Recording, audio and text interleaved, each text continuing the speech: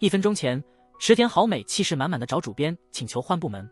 1分钟后，他得知将与那位帅哥同部门，那就别再提换部门的事了。池田好美超爱纸片人游戏，28岁，是个杂志编辑，可能是那小鸟胃让他保持好身材。帅哥另算呗，食色性也算是好美的座右铭吧。一见帅哥，他就食欲大增。那天天气很好，突然得知自己管的杂志被取消了，接下来要负责的是个美食杂志。他因为胃口小，对吃的提不起兴趣，所以也难以胜任这份工作。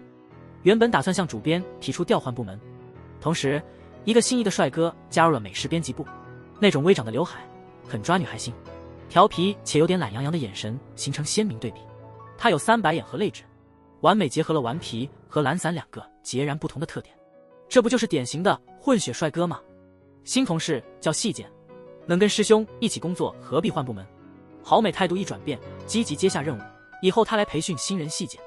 午饭时，他们选了家中式餐厅，细见真的是来填肚子的，胃口好大。他点了拉面、炒饭加煎饺，还都是大份的。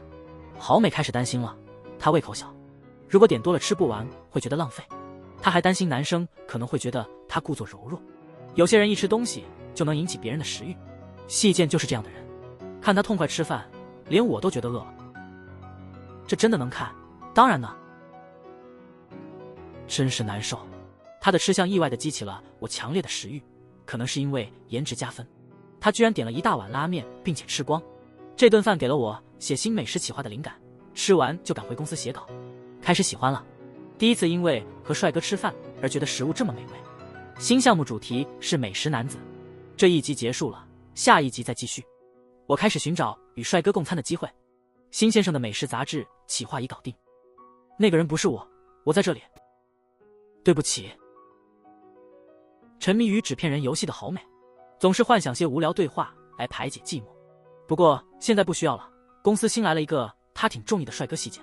虽然细见对好美也有好感，但感情还没双方面对面，因为好美只是因为颜值才对他稍有好感，还没动心。主编小鹿的姓氏就是小鹿，小鹿先生的名字在日语里听起来像是老头，主编有点在意，所以大家都叫他新先生。大家相处挺好的，通常都直呼其名，不带职称。编辑长和池田前辈关系不错吧？还好吧，挺普通的。你们都直接叫人家名字，真没必要这么嫉妒。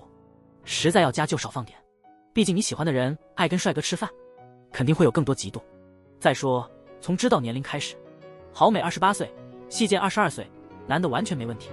但好美还在担心快30的事，细见就随便叫了他名字，他二话不说就答应了。对人类而言小事，对细见而言大事。虽然高兴，但也得忍着。本来想约好美一起去吃汉堡，结果被美月抢先了。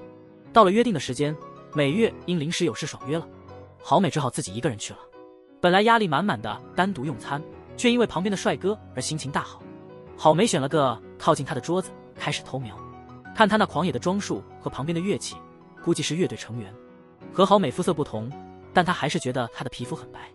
虽然看不出他发色有何特别，好美觉得他的手指修长，但也就还算普通。姐姐真敢想，不仅偷偷观察，还给他起了名字，编了锻炼爱剧。美好的幻想中，他是他的男友情树。现在剧情是表演后俩人一起吃汉堡，他那邪魅一笑我真抵不住。点餐时候仿佛隔壁小哥点了一样的菜，然后就到了下饭的颜值秀，心里有点痒痒。心里痒痒就像是饭前口号，意思是我要开吃了。虽然那帅哥被好美安利，我还是不感冒。这汉堡看着真香，挺想试试的。吃着吃着就幻想起来了，不好意思，咱们也来凑个热闹吧。擦干净了，真是的，情树太讨厌了。吃完还得给想象加个结尾。转头感谢旁边的小哥，谢谢你情树。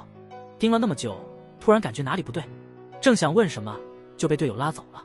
哎呀，错过搭讪的机会了。记下了那位小伙的吉他上的乐队名。我回来问了音乐杂志的美月，好美正懊悔错过了车，细见突然明白了。啊，原来他喜欢的是帅哥呀！好美的美食男子计划批准了，细见看后深有感触。这女生对帅哥的迷恋真不是盖的。手机锁屏是现在很火的帅哥演员。我家书架满是少女漫画，经常玩二次元游戏，迷恋帅哥。主编不待见二次元，好美立马回怼，说这些帅哥角色就像星星一样，各有特色。虽然都叫帅哥，有王子型、小恶魔型、冰山型、不良型等，长相和性格都不一样，各有所长，因此帅哥总能吸引人。细见趁机问好美最爱的类型，问得好哦，我还是更偏爱王子型的男生。顺道问了下最讨厌哪种，答案是伪娘型，宁愿不是王子，也绝不能变成讨厌的男妹妹。今天天气不错，散步时无意中发现了一家氛围棒的店，正好碰上店打烊，但店家照样接待了他。他点了最小份的餐，对于胃口小的好美来说，实在是个灾难。纠结间，饭友出现了，服务生右希正中他的讨厌款，男妹妹。这发型真的像是假发店打折货，买一送一都嫌多。瓜子脸真是美极了，难道是西瓜子？瓜子脸配上大大的眼睛，他眼中世界，大眼睛是基本要求。想到这里，突然觉得可以接受。长长的睫毛，严格点说是上睫毛，雪白的皮肤，涂了口红似的玫瑰色嘴唇，凑近了简直能看到他的胡渣，他真是太可爱了。这样的帅哥也不错。不行不行，每次男妹妹笑，我都快乐得要裂开了。好美习惯性的展开了一段幻想，略过不提。看了一阵帅哥吃饭，好美终于也饿了，喝汤备烫，又幻想对方帮她吹凉，两股口水的气流在味增汤上碰头，不知道凉没凉，但肯定不卫生。好美把男妹妹和细剑比较了一下，得出结论，帅哥都有各自的独特魅力，他把这理论称为哥定理。好美选定男妹妹作为美食男子系列的首位采访对象，略带透露采访对象挺可爱的。细剑心里有点不高兴，看心上人夸别人还是挺可爱的，原来是这么回事，明明是 F 罩杯啊，真遗憾。美食男子顺利出刊，好美忙着找新采访对象，去浅草试试名义工作实际约会，先跟立牌做个心灵沟通。我看墙上的几个都比这个帅，这种样子的立牌游戏肯定得黄。刚到浅草美景尚在，就接了电话。细剑一边等一边观察心仪对象，他的打扮和路人完全不同，他绝对是那种不会露脚和胸的人。这次踩店没那么顺心，第一家店刚到就关门了，第二家被预定了。来浅草一趟不能空手而归，好美打算分头行动，效率更高些。约会的细节未能达标，我找到了，谢谢您谢谢。没想到这女人连车夫都没放过。午饭时车夫准备吃饭，好美也跟着进了店，肤色黝黑，肌肉还挺结实。好美给这车夫起了个名字叫剑界，幻想了一场二人独处的小戏。这种有点害羞带内八字的跑步样子是什么情况？真让人心痒痒的。吃饭时刻还是靠对方的驱动开启了我的食欲。吃饭过程中必定少不了小插曲，在想象中把老梗都玩遍了。如果能用的话，我还是想用我的活力帮助好美。不好意思，我等不了了。饭后，好美询问对方是否接受采访，车夫同意了。细剑提前回到了办公室，得知两人是各自行动的。主编一脸失望，安慰迟钝的好美。为了帮好美追爱，主编给她配了一套杀马特王子装，变成王子型的好美追爱应该有用吧。好美虽不擅长挑帅哥，但对服装还是有眼光的。细剑庆幸自己没穿那套杀马特装，但还是有点羡慕主编因戴假发被摸头。真希望那假发是我戴的。细剑，你真帅哦。惠子30多了还单身，一次偶然的机遇，公司让他参与了一个同时约会8个人的节目，寻找8位不同风格的男性，他们自选想去的餐馆，向惠子表白，所有开销由组织方支付，自由撰稿人惠子，只需记录相亲过程，上传到网上。北的计划早已大功告成。惠子看了一眼，简直就是天衣无缝的安排，不仅能免费吃一顿，还能听男士们的恭维，真是美滋滋。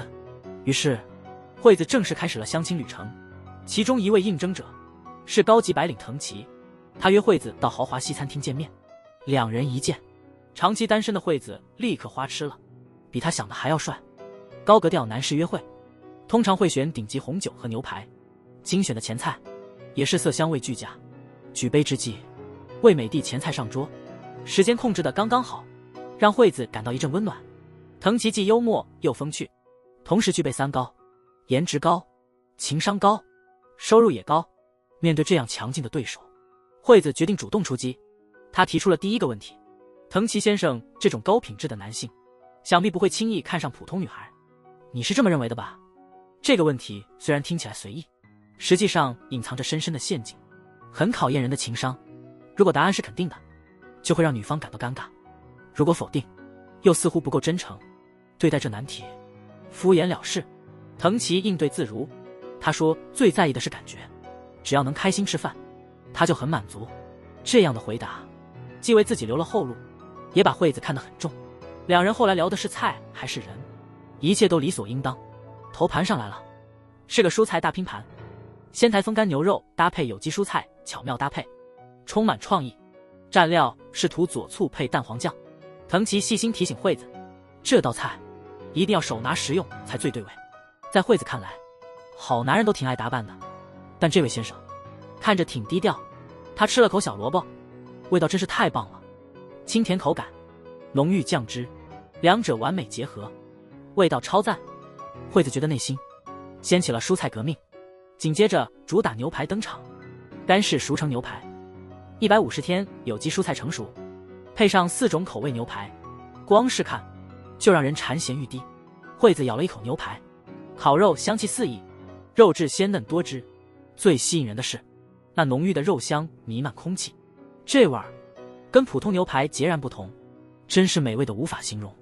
这款菜肴源自早期欧美上流社会，牛肉必须地窖中阴干45天，这样肉汁才能被完美封存，入味透彻，比一般牛排更加柔嫩细腻，味道更丰富深厚，更具魅力。这顿美食不只让惠子遇见帅哥，也增长了不少知识。两人一边吃一边聊，聊得越来越有默契。藤崎坦言自己3年多未谈恋爱，惠子听了很惊讶。现在这个年代，高收入且稳定职业的单身汉比大熊猫还少见，我得好好探探口风。于是惠子使出相亲杀手锏，你喜欢哪种类型的女生？这个问题表面简单，其实暗藏陷阱。如果对方对你感兴趣，会按你的形象去描述，如果回答完全与你不同，那基本是没戏。但藤崎的答案让所有人都惊讶，这家伙完全出格，直接说自己偏爱丰满的，最好是 H 杯。话一说出，直接让惠子惊呆了。他原本以为藤崎是个温和的高富帅，没想到他有这爱好，难怪3年找不到女朋友。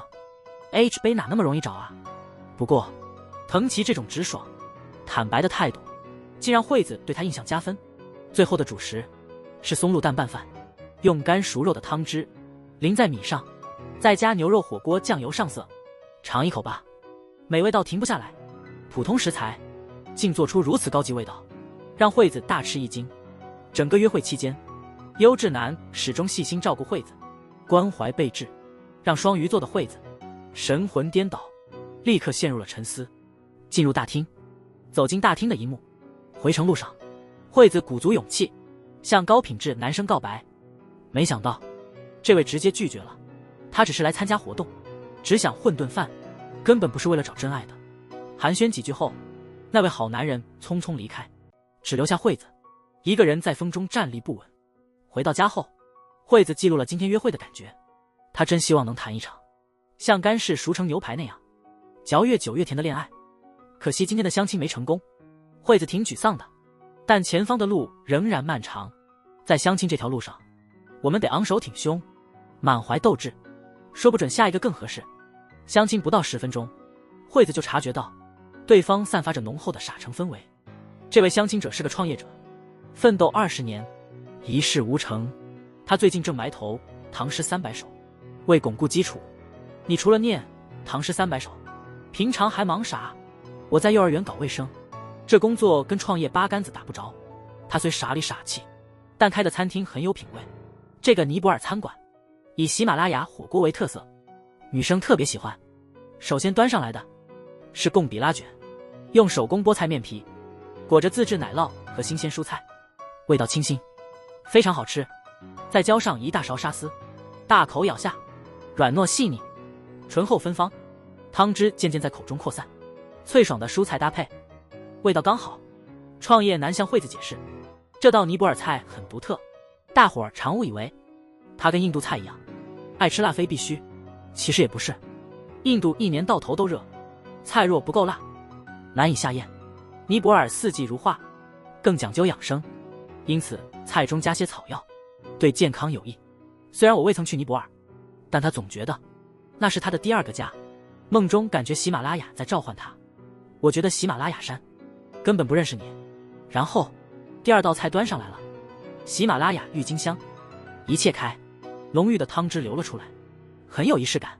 浓郁的牛油和香草味混合进土豆泥里，看着就垂涎欲滴。惠子迫不及待尝了一口，鸡皮焦脆，里头的鸡肉又鲜嫩多汁，完美结合。香草油的添加，锦上添花，提升美味，这组合太机智了。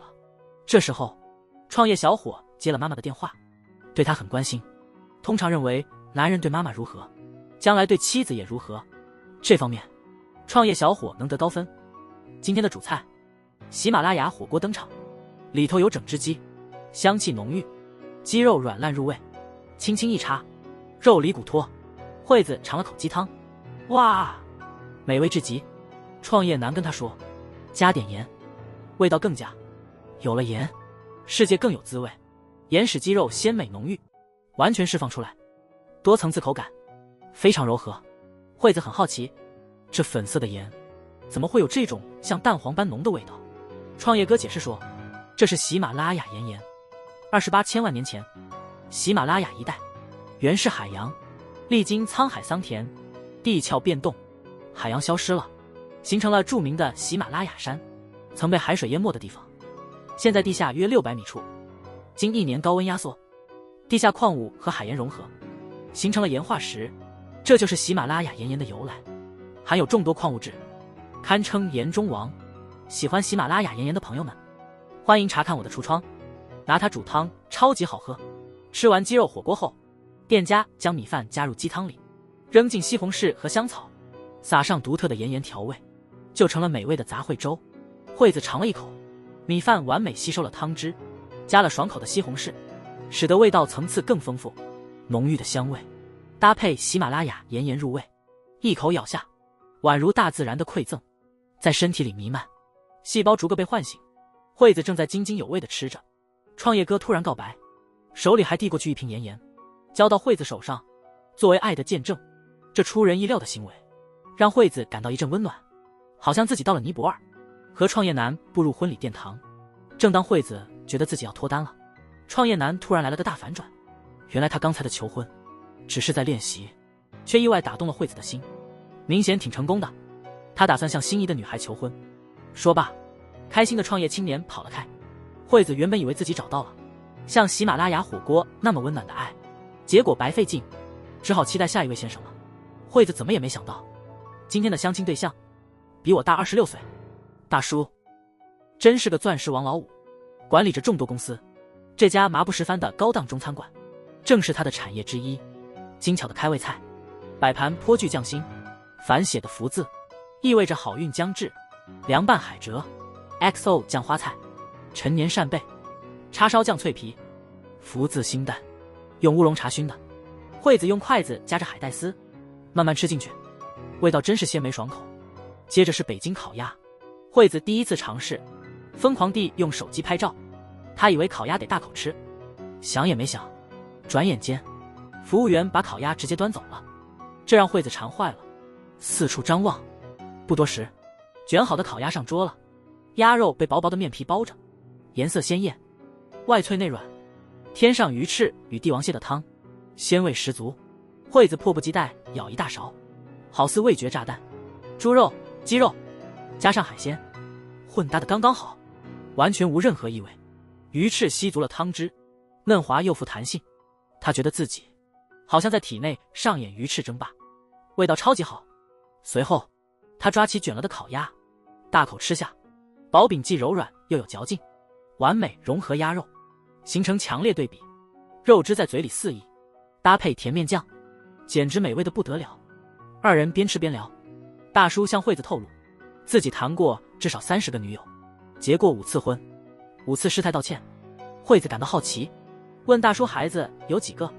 大叔一说吓一跳，竟有7个，都是女孩，最大的31岁，最小的才2岁4个月。惠子听后，哎呀我的妈呀，女儿比我还大1岁，大叔真是汉子。第3道菜是双色大虾，配上蛋黄酱和辣椒酱，虾肉滑嫩，弹性十足，口感爽滑，浓郁的奶香让味道更升级。惠子加了满是辣椒酱的虾仁，先是甜味，接着辣油，真让人垂涎欲滴。第4道菜，本店排名第1的四川麻婆豆腐。豆腐口感软嫩，一入口即香味满溢，花椒麻味足以让人陶醉，味道浓郁，辣劲儿充分展示了中华料理的独特风味。大叔挺细心的，特地给吃的少的惠子准备了小份米饭，既能品尝麻婆豆腐的美味，又不会吃太撑，留点空间尝尝后续的菜。这个小心思让惠子感到暖心。真是的，这位成功又多情的大叔照顾得挺周到的。最后上的主食是小份椒盐鸡汤面加重庆小面，惠子懒得管那么多，使劲儿吃了一顿。今晚的相亲，惠子乐得很，历来如此，喜欢听的男生很吃香，大叔在这方面很有一套。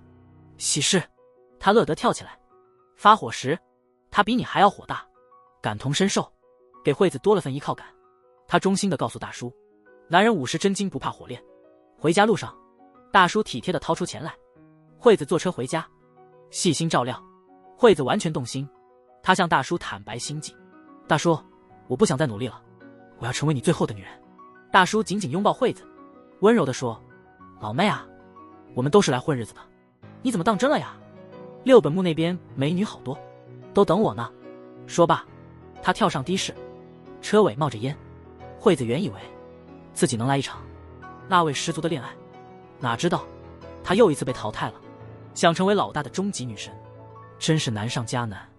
如果爱情有味道，你的爱情用什么菜形容？美纪是名连载漫画家，正在创作一部以爱情失利为主题的漫画。为找灵感，他不停骚扰周围的朋友，现在甚至开始在街上寻找对象了。美纪今天来到了祈愿树下，树上挂满了许愿牌，大部分都是祈求和爱人永结同心的愿望。在这儿找失恋的人真是太难了，他只好带着叹息走向许愿箱，然后掏出1枚硬币扔进去，希望自己能遇到一段难忘的失恋。美纪眼睛还没睁开，旁边突然出现了一位年轻女士。女士先投了个硬币，接着又放进一张纸币，想了想，直接把钱包的钱都扔进去，然后使劲摇铃许愿。美纪觉得她可能失恋了，这真是无意栽柳柳成荫啊。许愿后的美纪一直在旁边等，女孩走后，她悄悄跟了上去。女孩首先是去了家卖金鱼的店，然后停在一家小餐馆前，停留了一下就进去了，选了最里面的座位。失恋还有美食，内容有了。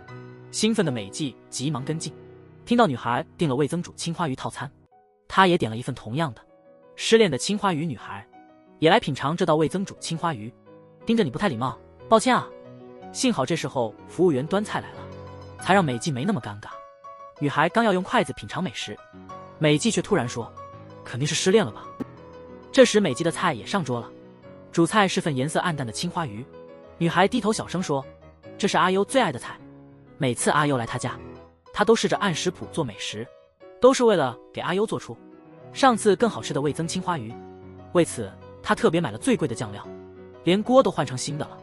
她这么想，她和阿优可能在交往，我们交往快1年了，一起吃过很多次味增青花鱼，但她一直没求婚。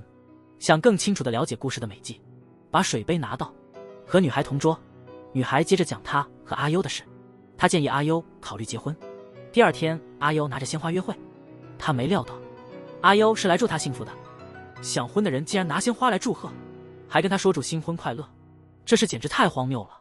连爱情故事达人美纪也忍不住震惊了，我还以为我们在交往呢。女孩接着说，因为觉得反正最终都要结婚，资金是她出的，她带阿优去旅行。听女孩抱怨，美纪开始动筷尝菜。这道黑味增的青花鱼看似不吸引人，但惊人的好吃。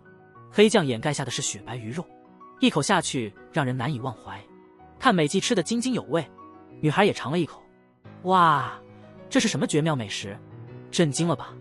青花鱼的鲜美在口中肆意，鱼肉鲜美又多汁，汤汁的咸淡适宜，光是蘸着味噌酱就能吃掉一大碗饭。此时的女孩似乎忘记了失恋的忧愁，完全沉醉在青花鱼的美味中。鱼肉与味噌酱的结合太完美了，人生也应像这美食一样，可能还会有更浪漫的相遇呢。1顿饭的时间，女孩似乎恢复了活力，她主动提出这顿她请。为了感激美纪的聆听，但她忘了刚许愿，已把钱包里的钱都扔了。啊，那我付吧。不，怎能让你付呢？作为交换，我能画下你刚说的内容吗？美纪一到家就开始工作，画画时她心里还在想着别的。女孩拿出钱包里所有的钱，她究竟想实现什么样的愿望呢？原来她曾说，希望阿优每当想送花给别的女孩时，都会忍不住打喷嚏和流鼻涕，让自己在对方眼中变得滑稽又恶心，然后被那些女孩拒绝。但最终她还是把钱包的所有钱都投了进去，说希望花束里有多少花，阿优就得忍受多少口腔溃疡的疼痛。真的是太狠了这招。可是她吃完了味增青花鱼之后，又回到了许愿的地方。我想收回刚才的愿望，不给阿优带来不幸也可以，因为我肯定会幸福。美纪最初可能不是为了听大家的失恋故事，而是希望大家能通过美食来从失恋痛苦中重获新生吧。如果说爱情的味道是甜的，那失恋的味道是什么呢？漫画家美纪正在创作一部漫画，目的是记录大家失恋时是怎样用味道来缓解的。世上恋爱的人多，失恋的也不少，但美纪在街上寻找久了，也难找到合适的漫画素材。失恋真难受，他四处寻觅，连酒吧餐馆也不放过，甚至那棵青花鱼小姐相识的老树下也寻不到心碎的人。于是走进旁边花店，要求一朵点缀窗台的普通花。看店员犹豫不决，他问道，有没有适合失恋的花？看来美纪找素材确实挺难的。到了吃晚饭的时候，他去了个叫鸟市的居酒屋，准备在那和朋友小酌一番。这里的鱼菜很多，特别是烤鸡肉串也很有名。正巧在门口碰见了个行为古怪的男人，在这样的地方找不到什么失恋的内容。美纪四处看了看，发现那位怪异的男子现在正坐在他的后面。我的婚约被取消了。解除婚约就是这样的，婚约取消其实也算失恋，真是白费力气找不到，却意外轻而易举得到。美纪原本只是来吃串烧，没想到竟找到了漫画灵感。这个男的碰到的可是高级版失恋，因为婚约被取消，他得撤销之前定好的婚礼场地，得一个个告知来宾婚礼取消了。分手后感觉整个人都无力了。他对面的那人正是公司的主管，原本打算请主管在婚礼上致辞，现在这事也黄了，他只好请主管吃个饭道个歉。为了不让他太难受，主管提议再来2杯啤酒，还点了丸子、五花肉和葱烧鸡肉串。听完，美纪也点了一样的菜。他提出分手的吗？对，我觉得我们相处挺好的。正当我打算结婚时，他跟我说感觉有点不对劲。他觉得我们的价值观不一样，因为价值观问题而结束，这可能是分手最常见的原因。男方回忆，女朋友不满他挑选礼堂的品味，而且感觉有很多地方不对劲，却也说不出具体原因。结果两人像平行线一样没交集。此刻鸡肉和大葱在烤架上烧烤，火焰烤的鸡肉噼里啪啦的发出香味，和大葱的甜味混合。烤好的串子泡进调料汁，使味道更加香甜黏腻。品尝后，大脑收到的信号就是美味。无论是猪五花还是葱烧鸡肉串，火候都恰到好处。主管对这位先生说，行内都认为穿串3年，烤串终身。首先需要充足的准备，要想串的又直又匀，至少需要3年时间。至于烤串技术则更加复杂，一边跟炭火聊天，一边烧烤，在失败中不断学习，才能慢慢达到完美。生活亦如此，无论是好是坏，最终都将成为我们人生的养料。听了上司的话后，男人觉得手中的串味道似乎更佳了，他决定不再生气了，要把这当作人生经验，一步步往前走。美纪得到了素材后，这顿饭特别好吃。饭后，美纪又在门口遇到那个男人，他向他介绍自己正在画一部关于失恋的漫画，希望以他的故事为蓝本。主管之所以能说出那样有深度的话，是因为他年轻时也经历过类似男人的经历，不同的是他不是分手，而是新娘在婚礼前消失了。他的领导还曾带他去过烤串店。说了这么几句，人的悲喜确实相似，也希望领导的话能持续影响我们。失恋后吃美食让你振作过吗？漫画家美纪在画一本书，内容是失恋后吃的东西。街上恋爱的人挺多的，可能是因为恋爱挺高调的，失恋总藏深处不易找。为寻创作灵感，美纪甚至翻遍路边垃圾桶，他只盼遭遇一段刻骨铭心的恋爱，甚至走进了占卜店，花了5000日元请教感情问题，但这笔费用公司是不报销的。依旧空手的美纪走进了一家卖大葱烧的店，尝了一口饱含辣椒的馅料，脸红的像煮熟的虾，是因为添了鸡蛋，每咬一口都感觉特别有嚼劲。这时他突然想到自己的漫画主题涉及失恋与美食，那么餐厅里绝对能找到灵感。后面的老人应该不行，那桌聊得欢的女士应该也未失恋。角落里的两位似乎有点情况，吃完饭要振作起来。看来这位前辈是拿失恋饭来安抚晚辈。那名失恋的女孩叫做未来，带她来这的原因是花店小哥的话给了启发，因为大葱花代表笑容和不屈不挠。为了让未来开心，前辈说她笑的样子很可爱，不料却不小心触碰到了敏感话题。未来反射在铲子上的倒影显得暗淡，想起前男友曾说过同样的话，回忆与前男友的点点滴滴，总觉得一定是自己不够可爱，所以被甩。然后他把一块大葱烧从烤盘铲起，里头的大葱特别鲜嫩，光闻味道就觉得棒极了。最棒的是边吃美食边就彻底忘了前男友，这就是美食的治愈力。回家路上，美纪一直在想一个问题，笑容很容易描绘，但坚韧不拔的心该如何表现呢？得到出版社同事的同意后，美纪决定将未来的故事绘制出来。前辈在吃饭时不断地安慰未来，每个人都有属于自己的花朵，他们能给别人带来笑容和力量。即使他嘴角沾着大葱，他的笑容仍然感人。谁料这一笑竟让未来忘了悲伤，开怀大笑。为给美纪多点创作灵感，出版社的另一位员工也是网上找了许多资料，搜集了各种蔬果花朵。但与其这样，不如出门逛逛，或谈一场热烈的恋爱，丰富人生经历。